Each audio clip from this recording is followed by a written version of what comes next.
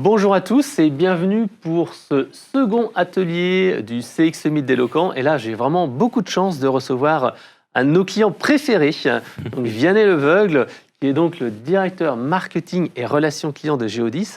Et on a un atelier qui est vraiment passionnant, qu'on a préparé. Et quand j'ai revu ensemble les questions, tout ce que vous avez fait, je pense que ça va passionner nos Tant mieux, tant auditeurs. mieux. Et donc la thématique, pendant 50 minutes, on va voir ensemble comment on peut faire une amélioration de l'expérience client avec la refonte d'un service client. Et on va même au-delà de ça, puisque c'est véritablement une transformation de la culture client chez Geodis. Et vous l'avez bien dit dans l'intervention, on verra tout à l'heure, comment on passe d'une culture SAV à véritablement une culture d'expérience client et de culture client. Alors déjà, Vianney, est-ce que vous pouvez vous présenter ? Oui, donc Vianney Leveugle, moi je suis directeur marketing, communication et relations clients chez Geodis sur le métier distribution express. Donc dans le groupe Geodis, c'est le métier qui est en charge du dernier kilomètre, du fameux last mile. Et donc on représente sur les 8,2 milliards de Geodis, 1,5 milliard à peu près. Voilà. Très bien.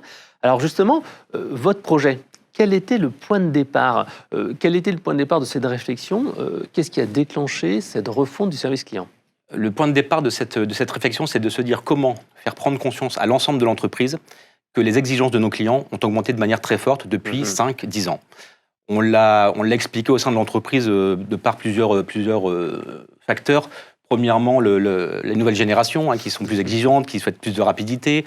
Également, la digitalisation de notre quotidien qui fait qu'aujourd'hui, les relations entre une entreprise et ses clients sont beaucoup plus raccourcies, doivent être beaucoup plus rapides, beaucoup plus directes. On le voit d'ailleurs par le type de le type de courrier qu'on reçoit de nos clients, adressé directement au CEO ou au directeur marketing que je suis. Et puis, plus spécifiquement pour notre entreprise, l'augmentation du B2C. On est, vous le savez, une entreprise traditionnellement B2B. On a près de 120 ans, on est leader en France, issu de la marque Calberson à l'origine. Et on est une entreprise donc d'express industriel et de messagerie B2B. Et depuis une dizaine d'années, on a été amené à accompagner nos clients à faire plus de B2C. Donc on leur a mis en œuvre des offres dédiées.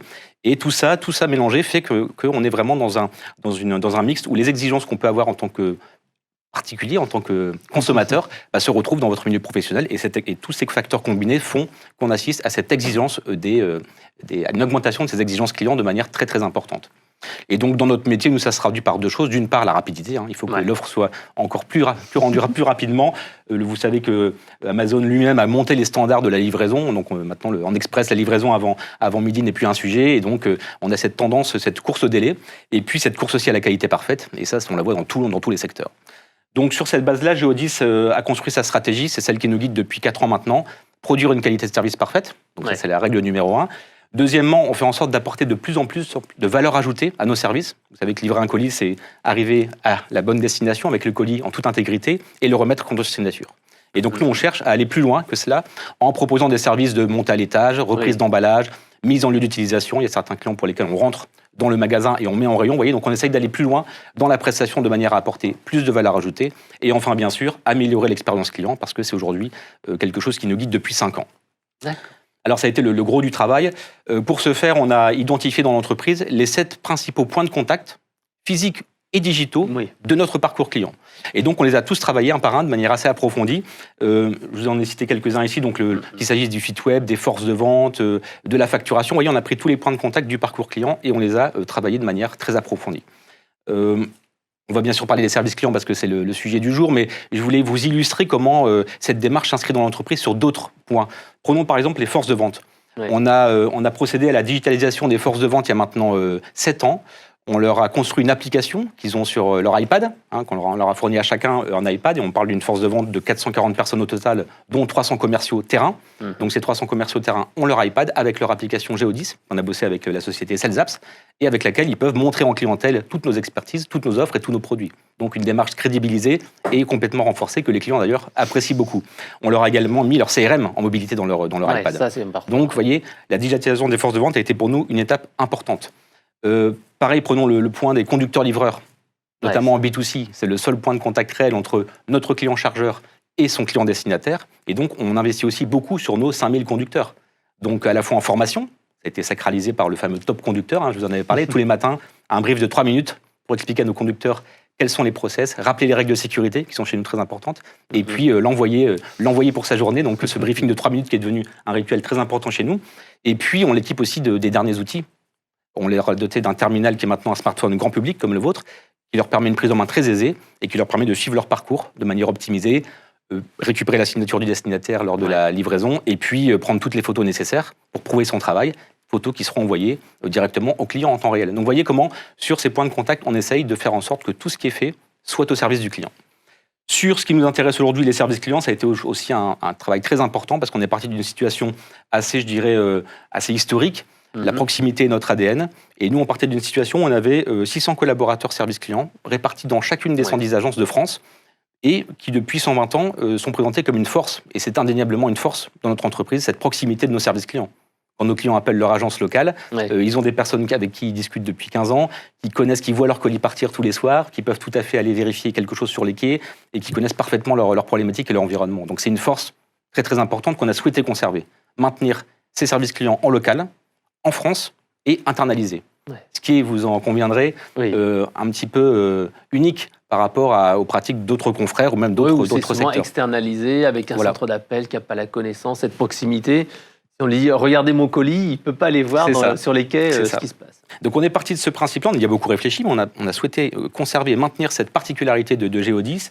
Et puis par contre, il fallait être conscient aussi des points à combler, notamment le fait qu'on avait une seniorité dans l'entreprise assez importante, donc qui peut parfois procurer un manque de prise de recul ou de remise en question. Donc il fallait le prendre en compte dans notre démarche. Et puis également ce côté, vous disiez en introduction, plus SAV que service relations clients. Et donc il était de notre devoir de transformer cet état d'esprit, donc capitaliser sur les bénéfices de cette organisation et aller plus loin. Et donc quelque part, initier une conduite du changement, initier une remise en question de nos pratiques, malgré notre historique, malgré notre position de leader et malgré les croyances très fortement inscrites dans l'entreprise, comme quoi on était vraiment très, très fort en relation client. Et donc, pour conduire ce changement, on a procédé en 2 étapes. Il y en a eu plusieurs, mais les 2 étapes principales sont celles-ci. Premièrement, on s'est benchmarké avec ce qu'on considérait être les meilleurs, on appelait ça les rois de la relation client. D'ailleurs, beaucoup sont nos clients, quand je vois Leroy Merlin, Nespresso ou Amazon. Donc, des gens qu'on a benchmarkés et dont on a montré à nos collaborateurs, vous voyez, comment ces gens ont fait de l'excellence de la relation client une arme dans leur business model. Et on aurait pu mettre aussi Decathlon, qui est un client fidèle aussi chez Géodis. Et donc, vous voyez comment on a essayé d'inculquer la culture par benchmark de ces clients, de ces rois de la relation client, dans nos équipes, pour faire prendre conscience de cette excellence. Une première transformation psychologique en se disant, voilà, d'un point de vue externe, nous, on a l'impression d'être bons, mais quelque part, il y a peut-être aussi d'autres personnes qui font des choses très intéressantes et sur lesquelles on peut s'inspirer et prendre de bonnes pratiques. Tout à fait. C'était la première étape de prise de conscience. Et puis une deuxième importante qui a aussi été un petit peu un choc dans l'entreprise. On a participé pour la première fois à l'édition 2017 de Élection Service Client de l'année, que vous connaissez bien. Oui, qu'on verra cet après-midi, justement. D'accord. Et là, effectivement, la note obtenue lors de cette première participation a beaucoup étonné les gens en interne. Donc ça a montré qu'on était très bon en relation client, c'est un fait, mais on était éloigné de certains standards. Et donc c'est ça qu'il a fallu combler. Et donc sur la base de ces 2 éléments, on se benchmark et on se mesure. On a pu construire notre dispositif de transformation de notre relation client. Donc vous avez pris une photo en fait de l'expérience client. C'était une photo, ça a été un peu le point zéro. D'ailleurs, on ne l'a pas dit en interne quand on a mené cette première édition. On l'a fait complètement en mystère pour qu'il n'y ait aucune influence et qu'on parte vraiment d'un point zéro sur lequel on se benchmark maintenant. Tous les ans, on le verra en conclusion. Donc, sur la base de tous ces éléments, on a construit notre dispositif. Ça nous a pris 2 ans et demi pour le déployer, parce qu'on parle donc de 600 collaborateurs, 520 UTP pour être précis. Et donc, on a construit notre dispositif sur 3 axes. 1, la réorganisation des équipes. 2, la formation pour la montée en compétences. Et 3, le fait de les doter d'outils de dernière génération, donc en l'occurrence la solution Eloquent pour la partie téléphonie. Donc si on revient rapidement sur l'organisation, je vous passe les détails d'aujourd'hui, c'est pas l'objet, mais on a réorganisé les services, notamment parce qu'on a réorganisé aussi la répartition des tâches au sein d'une même agence.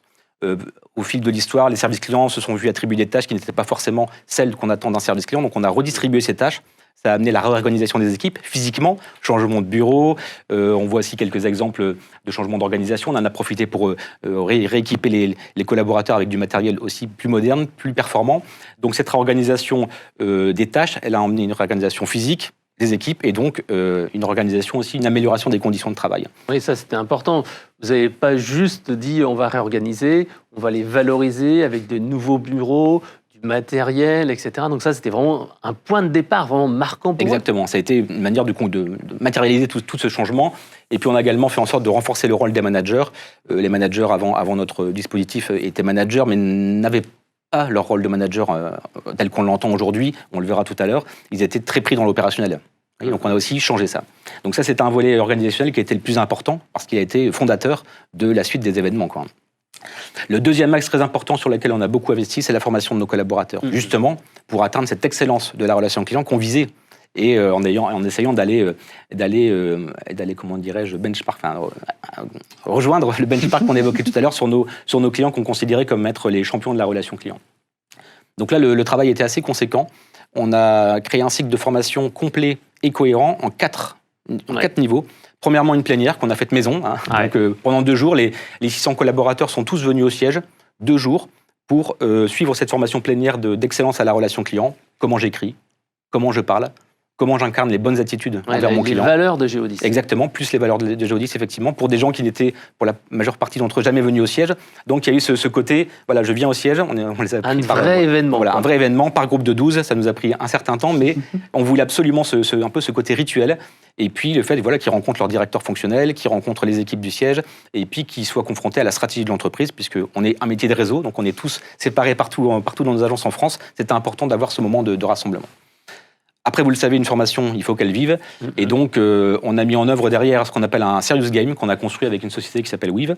Et ce serious game permettait aux collaborateurs, suite à la plénière, de se réentraîner sur ce qu'ils avaient appris autour des 6 axes principaux de la relation client. On voit ici à l'écran, vous voyez le radar du collaborateur qui pouvait s'élargir au fur et à mesure de ses compétences sur l'accueil, la reformulation et la conclusion. Et c'était assez bien fait parce que les collaborateurs étaient projetés dans des jeux de rôle. Ils étaient tour à tour directeurs d'un hôtel, responsables d'un centre sportif ou vendeurs de téléphones portables. Et ils étaient confrontés à des situations, des jeux de rôle. Ici, on voit par exemple cette personne-là qui est confrontée donc le collaborateur est projeté en responsable d'un centre de sport et il y a un client qui vient se plaindre sur son forfait. Comment je réagis pour à la fois garder le client, mais être ferme sur mon pricing. Donc, il y a toute cette... Oui, donc quelque part, c'est ludique. Ça sort un peu du quotidien. Ils sentent pas trop, entre guillemets, pris à partie sur leur travail, mais Exactement. Quelque part, ça leur permet de retravailler ce que vous aviez fait pendant 2 jours au siège. Donc ça, c'était très bénéfique et c'est une formation qui s'est allée autour de 10 heures à faire online, donc pendant ces moments off, et donc ça a très très bien marché. Et en plus, il y avait une émulation interne, les gens pouvaient se comparer, c'est très très sympa. Après, un sujet, troisième pan de cette partie formation qui a été important pour nous, c'est l'écrit. Ouais. L'écrit. Pourquoi ? Parce que l'écrit, ça permet de structurer la pensée, donc de développer des raisonnements. On a beaucoup ce sujet qui revient dans l'actualité quand on parle de violence, etc. Donc l'écrit, pour nous, c'est très important. Et on a découvert une société, d'ailleurs grâce à Eloquent, qui s'appelle Orthodidacte. Oui. Et on a déployé cette formation orthodidacte dans toute l'entreprise. Le principe est simple. Vous faites un test de 20 minutes pour vérifier vos compétences en orthographe, conjugaison, grammaire lexicale. À l'issue de ce test de 20 minutes, vous êtes classé dans un niveau. Il y a 4 niveaux. Et en fonction de votre niveau, vous démarrez un cycle de formation d'une vingtaine d'heures, d'une trentaine d'heures en moyenne. Donc pour certains, c'était 60 heures, pour d'autres, ça a été vingtaine d'heures, mais bon. Ça dépend d'où on part. Ça dépend d'où on part, exactement. Et là, c'était très important parce qu'il y a souvent une certaine pudeur par rapport à l'orthographe, à la maîtrise lexicale, à la maîtrise de la langue. Mais on a expliqué aux collaborateurs l'importance de se mettre dans cette démarche. C'est pour eux aussi, parce qu'à la fin, ils avaient un certificat, le Robert, qui leur permettait de valider leur formation.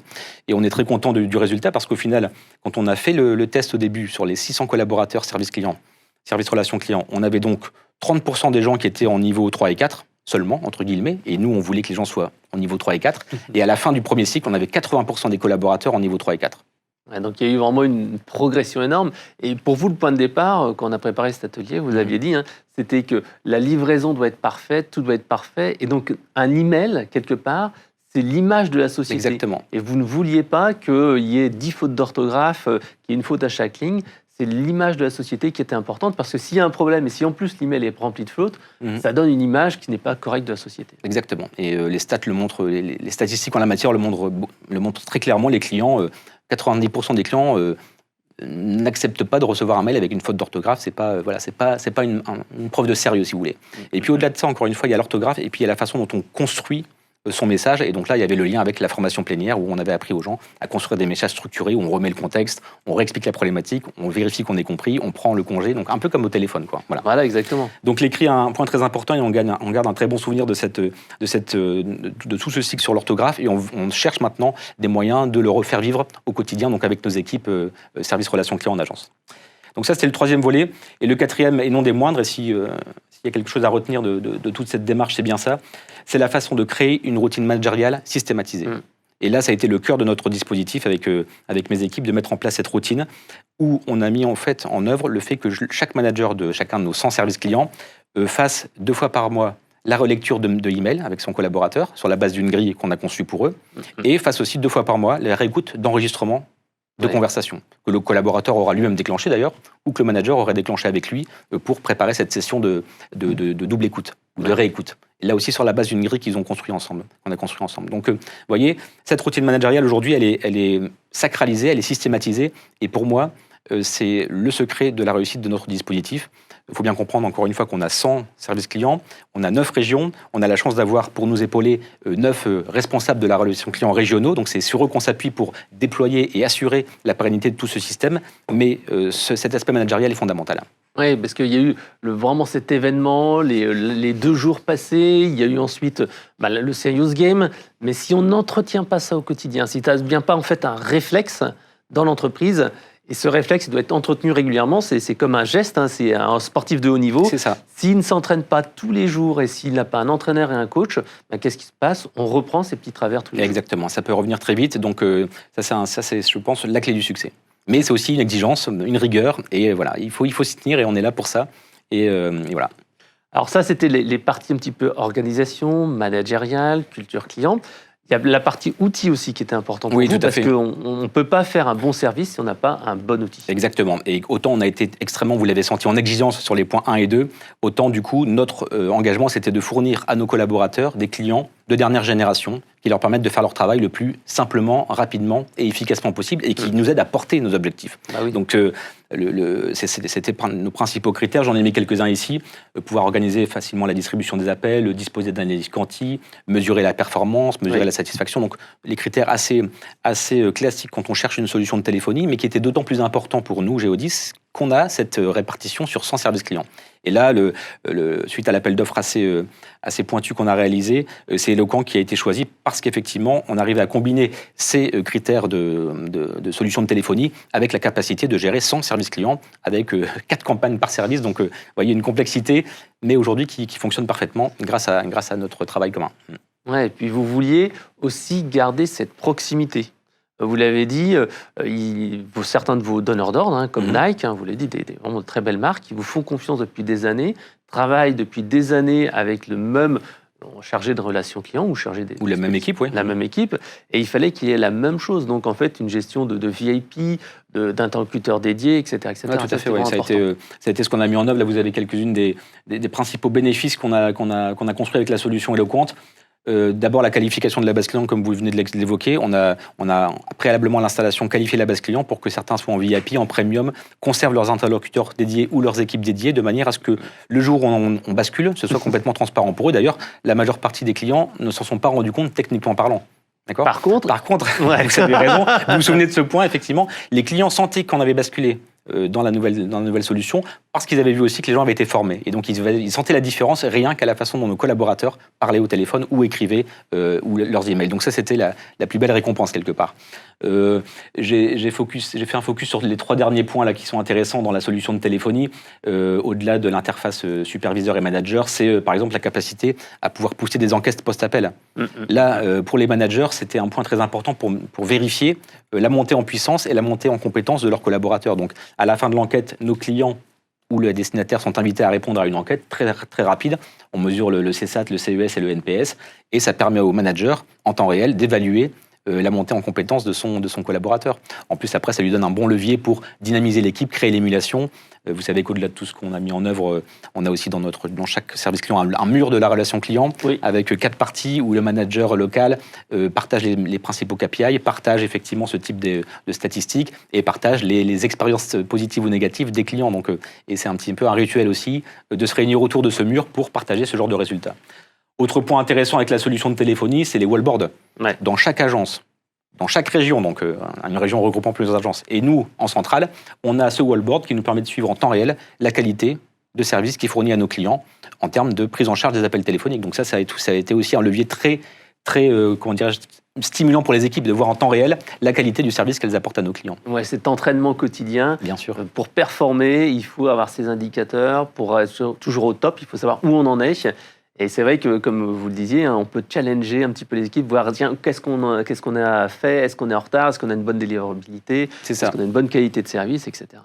Donc ça c'est le wallboard, c'était quelque part aussi le symbole que ça y est, l'agence était basculée, c'était le symbole de la fin du cycle et le début d'une nouvelle ère. Et puis toujours par rapport à la solution de téléphonie, ce qui était important pour nous, c'était de pouvoir suivre nos KPI. On a une douzaine de KPI qui drive chez nous la relation client. 3 d'entre eux, vous en voyez ici à gauche, là c'est des KPI purement téléphonie, hein. Qualité de service, niveau de service, effort client et classification des appels. Donc si on s'y arrête quelques minutes, la qualité de service, c'est le nombre d'appels traités sur les appels présentés. Le niveau de service, c'est dans quel timing ils sont pris en charge. Donc ça, c'est les 2 principaux indicateurs. Et là, on est vraiment très content des chiffres qu'on est capable d'afficher aujourd'hui, respectivement de 99 et 95%. Donc ça, c'est le travail de nos équipes en local. Voilà, beaucoup aimeraient avoir ce niveau-là. Ça, on est très content. Le taux de classification des appels, c'est la capacité pour nos collaborateurs en fin d'appel de classifier la raison de l'appel. Nous, après, ça nous permet de monter des plans d'action pour corriger tel ou tel point. Donc ça, c'est important, même si c'est toujours difficile de devoir classifier l'appel en même temps qu'on fait bien sa prise de congé et sa conclusion d'appel. Mais c'est important. L'effort client, c'est pareil. On fait attention à ce que l'effort client, c'est-à-dire depuis le début où il a composé son numéro jusqu'à la fin de l'entretien avec notre collaborateur, quel est le temps qui a été passé au téléphone. Il ne faut pas que ce soit trop court, sinon ça veut dire que peut-être ça a été un peu expéditif. C'est parfois un petit peu ce qui peut être reproché à nos collaborateurs. Vous savez qu'on est dans un métier de... on l'a vu en introduction, d'urgence, de savoir où sont leurs colis. Il faut être rapide, mais il ne faut pas non plus que ce soit trop long non plus. Donc voilà, il faut trouver le bon temps pour le client. Et on suit cet indicateur qu'on s'est fixé à 4 minutes 30. Et vous voyez, en moyenne, on a 4 minutes, donc c'est tout à fait dans nos standards. Et puis là, c'est en marge de la solution de téléphonie, mais c'est aussi les principaux KPI qu'on suit sur la partie accompagnement managérial. Vous voyez à droite les accompagnements oraux et écrits qu'on évoquait tout à l'heure. Et puis aussi, on demande à nos responsables régionaux de faire une visite par mois de chaque service client avec le manager, de faire le point sur toutes les routines managériales qu'on a identifiées depuis le début de notre entretien, et puis de faire un compte-rendu au central pour pouvoir continuer à suivre la bonne vie du dispositif. Et à nouveau, je pense que c'est cette rigueur et cette discipline qui fait que le système vit, s'auto-entretient et oui, c'est un réflexe. Exactement. Justement, tout à l'heure, on a évoqué ce fameux mur avec ces 4 éléments. Donc, il y a des choses intéressantes dont on a parlé des KPI, mais il y a aussi d'autres choses, comme par exemple des verbatims dans ce fameux mur. Ça, je pense que c'est quelque chose qu'on ne voit pas partout, en tout cas que ça soit unifié dans un seul endroit. Alors, est-ce que vous nous dire quelques petits mots en plus sur ce mur ? Oui, écoutez, ça permettait au manager du service client d'afficher à l'ensemble de l'équipe soit un remerciement client, donc qui peut venir d'un client chargeur, donc un client expéditeur, soit d'un remerciement d'un client destinataire, donc les clients de nos clients, d'accord, c'est les gens qu'on livre, et donc ça on les récupère directement par le site web de Geodis ou par les adresses des services relations clients, et donc c'est ce qu'on appelle l'effet waouh, c'est-à-dire de mettre en exergue un client qui nous fait un retour positif ou au contraire un client qui nous fait un retour moins positif, de manière à capitaliser dessus et à s'améliorer. Donc c'est le fait de prendre le temps de se réunir autour de ce mur et de faire le point sur les retours de nos clients. Ouais, c'est un petit peu comme le point des 3 minutes avec les chauffeurs le matin. C'est ça, le top Sauf que là, on est plutôt sur la partie relation client. Exactement, sur l'équipe. C'est la même chose, mais en miroir, mais plutôt sur le service client. Exactement. Et ces routines, c'est ça qui, pour nous, est le secret de la réussite. Oui, c'est vrai que c'est l'effet cumulé, la routine et les habitudes. C'est vrai qu'on parle tout le temps des habitudes. Les routines, les habitudes, le fait de systématiser, de respecter les règles, finalement, les règles et les process qu'on a construits ensemble. Ça, c'est fondamental, oui. C'est la clé de la réussite. Exactement. Surtout dans des métiers, encore une fois, comme les nôtres, qui sont des métiers de... Oui, si on fait bien les choses suffisamment longtemps, forcément, on arrive à la perfection ou l'excellence. C'est ça.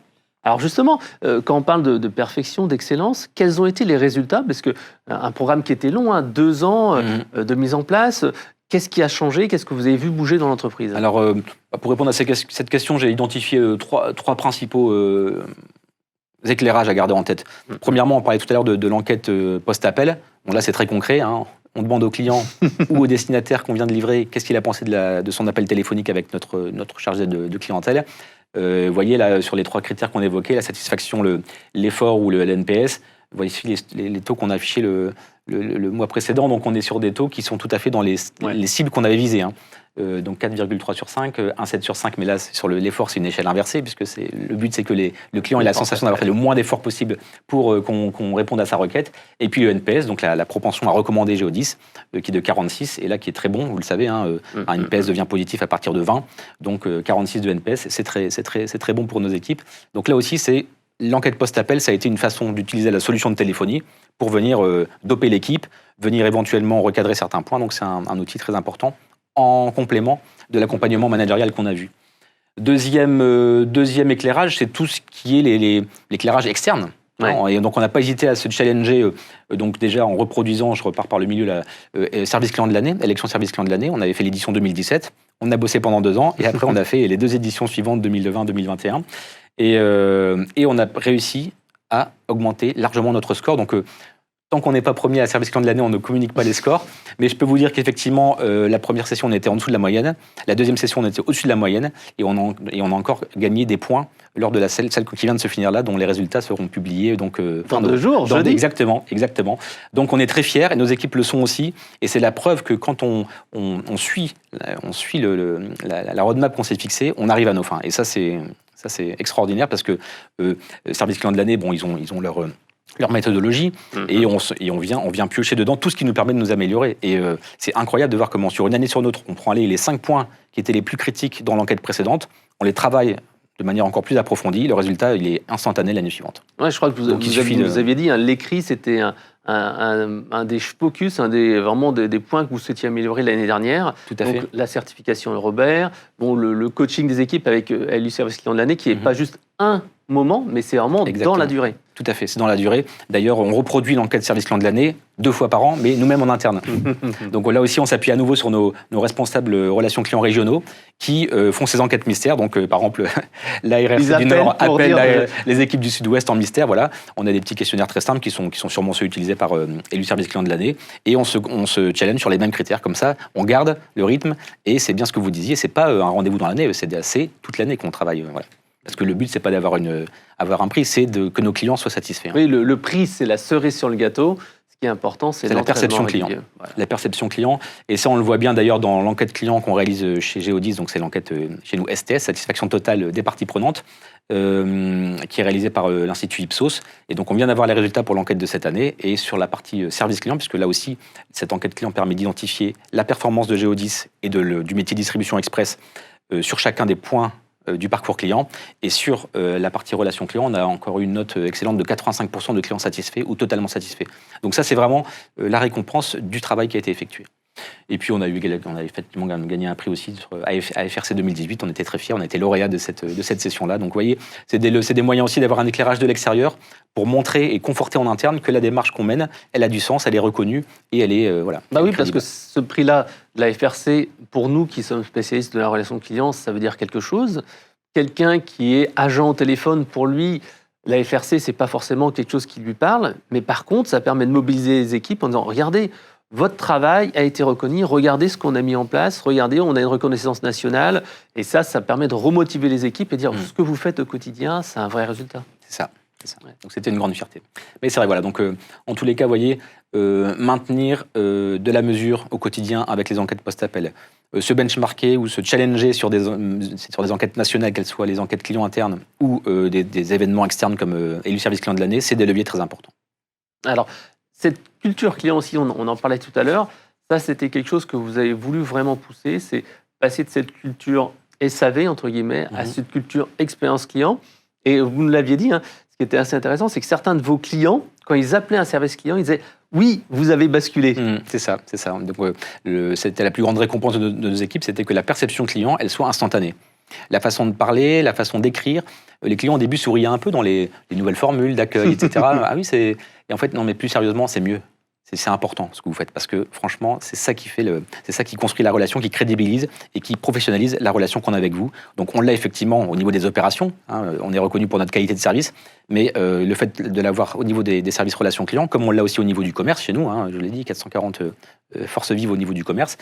Vous voyez, à nouveau, on repart sur le parcours client. Il faut que ce soit parfait de bout en bout. On s'est même occupé de la facturation et on parlait de l'enquête Ipsos, on a vu cette année encore une amélioration assez importante de la satisfaction sur la partie facturation, Pourquoi ? Parce que ça fait partie du cycle de vie du client, de sa vie chez nous. Il démarre, il est enlevé, on livre ses colis, il appelle le service client, il voit ses commerciaux et il reçoit sa facture. Il faut qu'elle soit claire, lisible, complètement transparente. Et ce travail qu'on a fait avec les équipes de la DAF sur ce sujet ont porté leurs fruits. Aujourd'hui, le client il a une facture parfaitement claire. Et ça on peut se dire non, mais c'est pas le plus important. Le plus important, c'est la livraison. Et pourtant, il y a des petites choses comme ça qui peuvent un petit peu nuire. Et c'est vrai qu'on verra demain avec Bouygues Télécom Entreprise. Pareil, au niveau de la facturation, ils ont fait des efforts parce que les facturations n'étaient pas forcément très lisibles, très compréhensibles. Et ça a apporté en fait des petits points noirs ou des incompréhensions qui pouvaient nuire un petit peu à l'image de l'entreprise. Nous, on a une politique, en plus, on a un pricing qu'on veut très clair, qui est basé... donc il fallait absolument que le client retrouve la clarté de ce qu'on lui vend au niveau du commerce dans sa facture. Et donc ça a été comme quoi, quand on s'intéresse, tous les points de contact sont des points importants. Il n'y a pas de... Voilà. Donc c'est d'ailleurs le cas sur aussi la partie suivante qu'on souhaitait mettre en lumière aujourd'hui. Des coûts de clients. On a beaucoup parlé du client expéditeur chez nous, donc c'est le client qui expédie les colis, Decathlon, Leroy Merlin, on en a vu quelques-uns tout à l'heure en introduction. Ces clients, nous, on est finalement leur ambassadeur. Oui, c'est vous qui êtes l'image, en fait. L'image de notre client auprès de leurs propres clients destinataires. Donc là, on évoque des clients particuliers pour les deux que je viens de citer, mais on est, je vous l'ai dit, une entreprise historiquement B2B, et donc c'est vrai aussi pour tous nos clients B2B, on dit des entreprises, des petits commerces, des cafés, hôtels, restaurants, des usines. Donc tous ces destinataires-là aussi ont leur mot à dire. Quoi qu'il en soit, on a souhaité justement s'intéresser aussi beaucoup aux destinataires. Donc il y a parce qu'on considère que c'est un prescripteur important. Et il y a deux axes très, très forts qu'on peut mettre en exergue. D'une part, on a beaucoup investi pour que le destinataire aujourd'hui ait quasiment autant d'informations que le client chargeur. Donc on lui a créé un espace sur son smartphone, un espace destinataire. Il peut, notamment pour les particuliers, reprendre la main sur sa position, sur son expédition, donc changer sa date de livraison, changer son rendez-vous, demander de venir retirer son colis en agence chez nous, dans un point de proximité, dans une consigne. Il peut demander à ce qu'on livre son voisin ou son gardien en nous faisant délégation, en mettant le nom et les numéros de téléphone de cette personne. Nous demander de mettre le colis dans un endroit sécurisé de son choix, qu'il aura préalablement indiqué. Donc vous voyez, on lui a donné tous les moyens d'être autonome et d'être le plus, d'avoir une livraison la plus seamless, comme on dit, la plus souple et la plus flexible possible. Donc ça, c'est un premier point. Et ce qu'on a aussi développé, on a pu le faire grâce également à la solution Eloquent, c'est qu'on a mis en œuvre une enquête satisfaction après chaque livraison qu'on effectue. Donc là, on a commencé à le faire sur la livraison des particuliers et on va le faire maintenant aussi sur de la livraison de destinataires professionnels parce que c'est une demande de nos clients B2B d'avoir aussi ces résultats. Ça a créé de l'émulation. Et donc, cette enquête post-livraison, donc on l'envoie à 50% des destinataires livrés donc tous les soirs. Et on a un taux de retour dans nos moyennes de 25%, ce qui est assez remarquable sur une enquête B2B2C. Et donc, cette enquête nous permet donc... Question très simple, le NPS et des éventuels points d'amélioration. Et donc, chaque mois, on publie un rapport national sur lequel donc là, on voit, par exemple, c'était le mois de septembre, pour être tout à fait transparent, 47 points de NPS, donc qui est vraiment remarquable. On n'est pas loin des 46 de tout à l'heure sur l'enquête post-appel. Et ça permet après aux agences de se challenger, puisqu'on voit le taux de satisfaction NPS par agence et par région de livraison. Et puis, on fait aussi des rapports personnalisés par client. Là, on voit certains de nos principaux clients B2C. Ça leur rassure de la qualité de service leurs clients sont bien traités par leurs transporteurs. Exactement. Et ça leur permet aussi de benchmarker leurs propres mesures. Et donc, c'est devenu vraiment un outil dans la discussion commerciale qui est très apprécié. On descend même jusqu'à l'analyse des verbatim, donc c'est assez puissant. Donc ça, c'était le premier niveau. Et ce qu'on a fait grâce à la solution de téléphonie, d'ailleurs, c'est un point que j'avais vu chez Fnac Darty, je pense, c'est un benchmark qu'on a vu chez Fnac Darty, où les enquêtes sorties de magasin, sur une mauvaise enquête sortie de magasin, le directeur du magasin était invité à rappeler la personne le lendemain matin. C'était la première tâche à faire quand il arrivait au bureau. Et j'ai trouvé cette idée intéressante. Et donc, ce qu'on fait, c'est que tous les soirs, on importe les résultats de cette enquête destinataire dans l'outil Eloquent et on demande à nos responsables, service client, de rappeler les destinataires qui ont été peu ou pas satisfaits de la livraison. Et ça, c'est aussi un outil redoutablement efficace parce que ça permet de faire remonter la voix du client, en l'occurrence du client destinataire, au sein de l'agence et au sein de l'entreprise. Et généralement, quand je commence le comité de direction, j'aime bien reprendre quelques exemples de ces verbatim destinataires parce qu'ils viennent nourrir et porter la voix du client au sein du comité de direction. Et c'est assez efficace. C'est très efficace. Souvent, en fait, quand on met en place ce genre d'études-là, d'enquête de satisfaction, il y a une petite appréhension des managers parce qu'ils disent « Oh, je vais être débordé par les clients, je vais me faire un petit peu engueuler par les clients au téléphone ». Et finalement, on se rend compte que les clients ne sont pas si méchants de ça. Au contraire, c'est qu'ils aiment bien être écoutés. Et quand on les rappelle derrière, généralement, on dit « Ouais, finalement, j'ai réussi à trouver la solution. » Et parfois, c'est peut-être un problème qu'on peut résoudre, ou un souci qui n'est pas vraiment justifié ou quelque chose comme ça. Vous avez tout à fait raison. Là, les retours qu'on a, parce qu'on a lancé cette démarche en octobre, la démarche de rappel. La démarche d'enquête, on l'a fait depuis 2 ans, mais la démarche de rappel, on l'a lancée en octobre. Parce que la période précédente a été un peu chargée, vous l'avez vu. Avec le premier confinement. Donc là, on retrouve un peu de sérénité. Donc on a relancé cette démarche qu'on avait suspendue et les effets sont vraiment étonnants, quoi. Donc bon, bien sûr, on a peu de destinataires très, très insatisfaits, donc ça représente à peine un rappel par jour et par agent et par service client, donc c'est tout à fait gérable.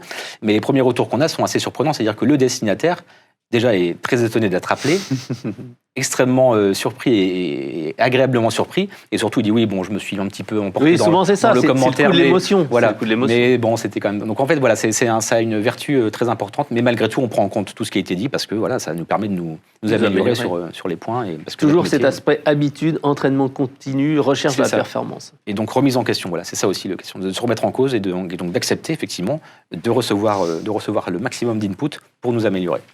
Alors, c'est notre travail. Justement, là, vous avez l'enquête avec les chiffres, on voit cette satisfaction, mais vous allez même plus loin parce que vous faites de l'analyse sémantique, et on avait échangé déjà il y a quelques temps de ça, ça permet même d'essayer de développer de nouveaux produits, de nouveaux services, comme la livraison à l'étage, comme vous en aviez parlé. Oui, tout à fait. C'est vrai que toute cette masse de réponses destinataires, vous voyez, 25% de taux de retour, donc sachant qu'on auditionne quasiment 90 000 personnes chaque soir, ça fait une masse d'informations énorme, plus d'1 million d'enquêtes par an, donc on a une masse d'informations très intéressante, donc on a exploité avec les outils de sémantique pour essayer déjà de coloriser la masse des verbatims. Oui, parce que des milliers et des milliers, voilà. Comment peut-on les analyser ? Donc, même si on les analyse un par un quand on fait des rapports personnalisés aux clients, quand on faisait la vision de notre entreprise, c'était différent. Donc là, on a d'abord colorisé l'ensemble des verbatims. Donc là, on s'est rendu compte qu'il y avait 70% de vert quand même. Donc souvent, parce quand on lit les verbatims, on s'accroche sur les verbatims les plus durs. Mais en fait, sur la masse des verbatims, 70%, c'était des verbatims de positif. Votre conducteur était adorable, il a accepté de faire ceci, de faire cela, il a pris le temps, voilà. Donc souvent, c'est ça, le conducteur était adorable, voilà. Deuxièmement, le créneau de livraison, le rendez-vous que j'avais pris a été respecté. Donc ça, c'est les 2 points là. Et sur les points rouges, là, ça nous a permis d'identifier des choses, voire, comme vous l'évoquiez, d'améliorer notre qualité de service ou notre offre. Là, typiquement, on sentait qu'à chaque fois, il y avait un point d'achoppement sur la montée à l'étage, par exemple. Voilà. Parce qu'effectivement, dans le contrat de transport, le transporteur n'a pas à monter à l'étage. Il livre à la porte ou au seuil du magasin sur rue pour les commerces. C'est la loi. Mais donc, on a senti qu'il y avait effectivement un point d'accroche là. Et donc, on dit, tiens, ça peut être l'occasion de créer une option à valeur ajoutée, ce que j'évoquais en introduction, qui permette à notre conducteur, sur ordre du client chargeur, d'aller plus loin et potentiellement de faire un service additionnel qui rende service au destinataire. Donc, vous voyez, on remonte cette information du destinataire au client chargeur qui va peut-être, du coup, accéder à prendre cette option pour venir apporter plus de satisfaction et de valeur ajoutée à son propre client. Bah oui, parce que si on se fait livrer un gros colis et qu'on est tout seul à la maison et qu'il faut monter une armoire, normalement, le chauffeur, il n'a pas à le faire, sauf si, forcément... Cette option est activée. Exactement. Alors là, ça, c'était quelque chose qui était intéressant sur l'écoute des clients. Quelles ont été en fait les étapes que vous avez mis en place ? On a vu les quelques grandes étapes, c'était élu service client de l'année, la gestion des emails, etc. Et quelles un petit peu sont vos ambitions et vos objectifs pour 2021 ? Alors donc effectivement, vous évoquiez donc la voix. Donc on est bien, tout est bien rodé sur la voix. On s'attaque maintenant au mail, donc pas dans la rédaction, puisque là on l'avait déjà fait donc avec tout le cursus de formation que je viens d'évoquer, mais on s'attaque au mail dans la façon de mesurer le nombre de mails émis, et puis de manière à pouvoir consolider la vue globale de nos points de contact. Ça c'est important pour pouvoir piloter nos équipes. Donc ça c'est la première chose. La deuxième chose qu'on fait également, c'est de se projeter un petit peu sur les nouvelles attentes de nos clients. Oui. Là j'ai sorti un chiffre de Forrester qui évoque que la part des internautes préférant régler leurs problèmes par eux-mêmes, c'est 72% aujourd'hui. Donc ça veut dire qu'on est sur une volonté des gens, des clients ou des destinataires, à venir chercher l'information par eux-mêmes. Donc là, on explore plusieurs pistes. Premièrement, tout ce qui concerne la gestion des FAQ. Oui. Donc des FAQ performantes qui permettent au client de trouver sa solution par lui-même, même le soir ou le week-end, c'est-à-dire hors des heures ouvrées. Parce que le service client, il ne peut pas être là 24/24. Il n'est pas ouvert toute la journée, effectivement. Ça, c'est la première chose. On réfléchit également à la mise en place de chat. Oui. Alors là aussi, on ne se précipite pas, on étudie ça de manière très... on ne doit pas ouvrir un nouveau canal n'importe comment, parce que ça peut être chronophage, etc. Oui, chronophage et puis surtout déceptif. On l'a vu, hein, d'ailleurs, élu service client de l'année l'a montré dans ses chiffres. Hein. On a vu une explosion des chats ou des chatbots il y a 2-3 ans, puis c'est retombé un petit peu, notamment la qualité qui est derrière ou le nombre de... Parce qu'effectivement, peut-être certains opérateurs s'y sont lancés trop vite ou sans la préparation qui va bien. C'est pas tout à fait la même façon de communiquer avec le client. C'est une autre expertise, donc faut, encore une fois, c'est comme on l'a vu ici, c'est que la préparation est très importante. Donc, et notamment le chatbot, ça peut être très vite déceptif. Oui, parce que le client va pas. Voilà, exactement. Voilà. J'avais lu une stat intéressante qui évoquait que 80% des conversations de chat comprenaient une injure au bout d'un moment. Donc, sous-entendu, l'internaute derrière son écran s'agace du robot. Quoi qu'il en soit, on y va prudemment sur cette solution. Mais en tout cas, je mets les chatbots de côté. Mais sur le chat, on pense que ça peut être une solution très intéressante pour nos clients chargeurs ou nos clients destinataires. Parce que déjà, ils travaillent beaucoup par mail et qu'on est dans des métiers, des métiers d'opération, des métiers d'excellence du service. Donc voilà, il faut que ça aille vite et ça peut être un bon levier. Donc ça, on explore cette solution. Donc d'ailleurs, avec les équipes éloquentes, pour voir comment on pourrait implémenter cette solution dans nos services comme un nouveau canal. Donc la voix, le mail, le chat. Et puis, on a lancé là aussi depuis 2 mois le canal SMS. Donc ça, c'est une nouveauté chez nous et qui est aussi très prisée par nos collaborateurs, mais aussi par nos clients. On l'a notamment activé sur une option qu'on vend à certains de nos clients, qui est l'option livraison sur rendez-vous téléphonique. Certains de nos clients chargeurs, nos clients expéditeurs, souhaitent prendre soin de leurs destinataires et souhaitent que nous prenions rendez-vous avec eux avant de livrer, par téléphone. Donc c'est vraiment le service cocooning parfait, ah oui, là, c'est... le service plus. Et donc, quand on téléphone au destinataire pour prendre ce fameux rendez-vous, souvent, vous voyez, les destinataires, quand ils ne connaissent pas le numéro, ils ne raccrochent pas. Donc, on doit laisser un message, il y a un rappel à faire. Bon, ça prend du temps à tout le monde. Dans ces cas-là, quand le destinataire ne répond pas, on lui pousse le message qu'on lui aurait laissé sur son répondeur par SMS. C'est beaucoup plus rapide. Le destinataire a l'information instantanément. Votre commande Mano, Castorama et autres est disponible. Nous souhaitons prendre rendez-vous avec vous. Rappelez-nous à ce numéro, donc un numéro bien sûr non surtaxé, et il peut du coup nous joindre. Ou alors, quand le rendez-vous a été pris, on lui envoie le SMS pour confirmer le jour et l'heure qui ont été convenus avec nous. Donc vous voyez, ça permet de fiabiliser le service et de l'assouplir, autant pour nos collaborateurs, ils gagnent du temps, que pour le client destinataire. C'est bien plus simple de recevoir un SMS que de devoir écouter un message, de recomposer le numéro, on n'a peut-être pas bien compris, voilà. Donc vous travaillez vraiment sur cette expérience client pour qu'elle soit beaucoup plus fluide, beaucoup plus agréable pour le client, en prenant en compte à la fois les contraintes que vous avez au service client, donc pas devoir rappeler 50 000 fois, et en même temps les contraintes du client qui est au travail, qui reçoit un SMS pour prendre son rendez-vous. La fluidité, elle est des deux côtés, de toute façon. Donc, on parle souvent de la symétrie des attentions. Voilà, c'est pareil. Il faut que la fluidité et le gain soient des deux côtés, et c'est ça qu'on a réussi. Donc, vous voyez, on continue donc à progresser. On ouvre des nouveaux canaux, et ça, on le fait par contre de manière bien réfléchie, bien pensée. Il faut que les collaborateurs soient formés quand c'est une nouvelle façon de faire. Il faut que la technique et l'expertise suivent avant toute chose. Ouais. Alors, on va peut-être faire un petit point avant de passer à la session de questions-réponses. Donc moi, ce que j'ai bien aimé vraiment dans votre intervention, c'est cet aspect marquer le coup, à faire un événement avec donc cette fameuse formation présentielle, après le serious game, etc., et surtout les habitudes qui ont été vraiment une clé et la mesure de la performance régulière qui permettent en fait d'avoir cette qualité de service de bout en bout et d'innover en ajoutant de nouveaux services et en proposant de nouveaux moyens de communiquer à l'entreprise. Tout à fait. Je rajouterai un point, donc rigueur managériale, la rigueur des routines, ça c'est sûr. Et après, il y a l'animation aussi. Oui. Donc comme je vous l'ai dit, on a la chance de s'appuyer sur un responsable régional dans chacune de nos régions qui drive l'ensemble de la dizaine ou vingtaine d'agences qu'il a sous sa responsabilité. Et on anime tout ça.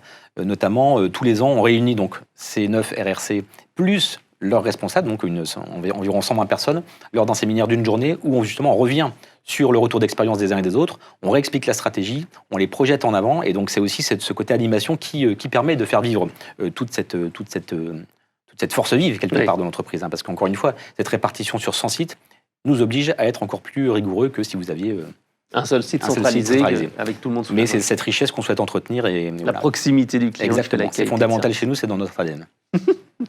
Alors, je vous remercie. Je vous propose qu'on passe à la session de questions-réponses. On a 7 minutes. Donc, Chantal, qui est notre voix off, va nous poser la première question.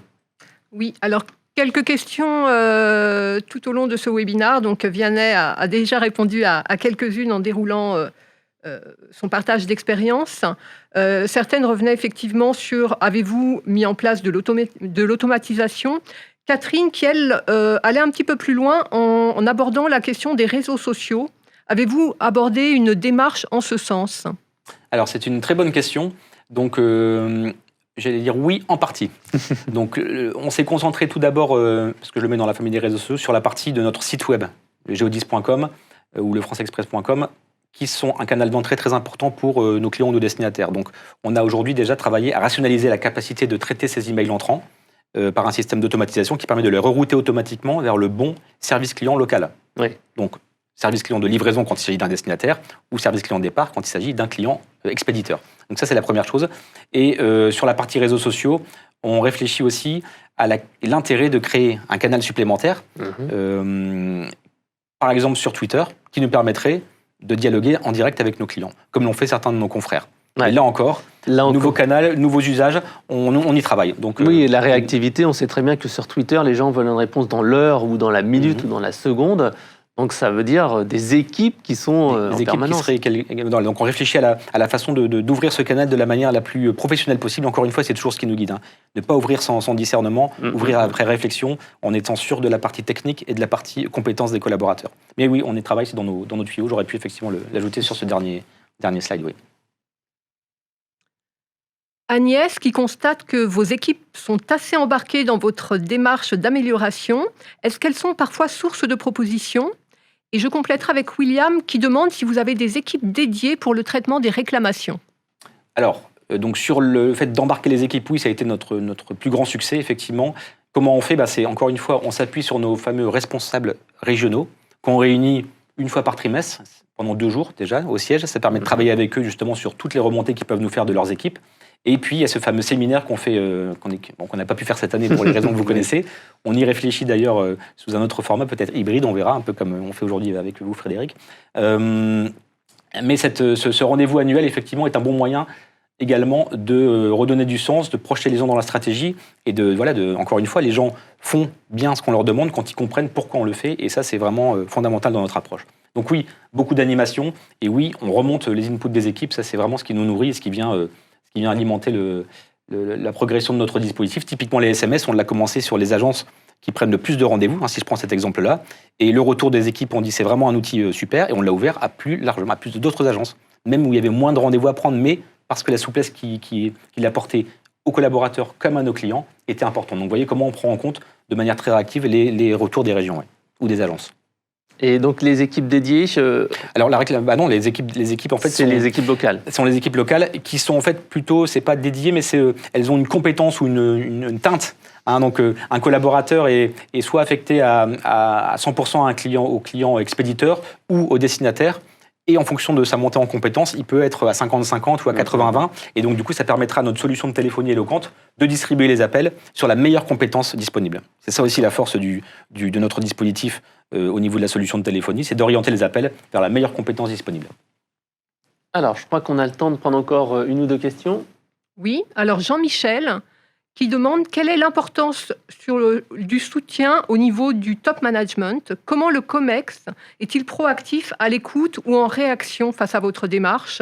En quoi est-ce clé ou non pour réussir ? Là, c'est sûr, je réponds tout de suite, c'est clé à 100%. On a eu la chance, moi, effectivement, j'ai pu porter cette démarche au sein du comité de direction et effectivement, la direction générale de Geodis Distribution Express a été convaincue de la démarche qu'on souhaitait mettre en œuvre et nous a appuyé à 100%. Donc, et après, il y a eu un investissement effectivement de notre part, donc des équipes centrales. Donc, au niveau de ma direction, donc j'ai effectivement 4 collaboratrices en l'occurrence sur cette partie relation client. Et une fois qu'on a convaincu la DG de notre dispositif, qu'elle nous a aidé à le porter lors des comités de direction, lors des comités exécutifs, on a pu ensuite partir avec notre bâton de pèlerin en région pour convaincre les directeurs de région et les directeurs d'agence, puisque les services clients sont dans leurs agences. Donc, il fallait convaincre d'abord le management après local. Et ensuite, on a pu activer le dispositif. Donc, effectivement, cette implication de la direction générale dans le dispositif et son aval, son saut, le fait qu'elle en parle souvent, est crucial. Mais pour ça, encore une fois, il faut lui donner la matière pour pouvoir vendre ce projet et y croire. Et ça, c'est le travail préparatoire qu'on a fait avec mes équipes en centrale, qui ont permis de poser le cadre, de dire voilà où on est, voilà où on veut aller, voilà comment on veut le faire. Est-ce qu'on a votre aval ? On a eu le go. Et après, effectivement, c'est absolument clé pour réussir. Tout à fait, oui. Allez, on prend une dernière question, même si on est limite timing. Alors, une petite dernière, on va dire Léonore, qui demande comment êtes-vous parvenu à maintenir une bonne qualité de service pendant le confinement? Est-ce que cela a été problématique dû à vos 100 agences en multisite? Tout à fait, c'est une très bonne question. Là aussi, on a eu ça veut dire que l'appel d'offres a été bien fait parce que la solution Eloquent nous a permis de passer très rapidement en télétravail. Le 16 mars, le jour du confinement, tout le monde repart en télétravail. Nos équipes ont pu se connecter de chez elles et assurer le service. Si vous vous connectez au compte LinkedIn de notre entreprise, donc Géodis Distribution Express, vous verrez effectivement des posts qui ont été faits à cette période où on voyait tous nos collaborateurs service relations clients depuis chez eux à maintenir la qualité de service, et ce malgré un nombre effarant d'appels, puisque pendant cette période on a doublé la sollicitation de nos services, et malgré tout, nos équipes en local, donc pour le coup très local, puisque chez elles, ont pu répondre et maintenir la qualité de service. Donc oui, on a pu faire face à cette période très dense dont on s'est relevé encore plus fort. D'accord. Merci Vianney pour cet excellent atelier. J'ai beaucoup apprécié, comme je vous disais, c'est un atelier que j'attendais beaucoup et j'espère que vous avez beaucoup apprécié aussi cet atelier-là. On va passer au prochain atelier qui aura comme objectif de vous parler de tout ce qui est CRM et centre de contact et comment allier les deux. Donc la thématique, donc à 11h30, on se retrouve dans 10 minutes avec Karine Garcini qui s'occupe de tout ce qui est CRM et Dynamics chez Microsoft, et Anne-Catherine Felden de BDR Thermia, qui viendront vous parler du duo de choc entre le centre de contact et le CRM. Alors merci Vianney encore. Merci et Frédéric, à tout de merci suite. à tous. Au revoir. Au revoir.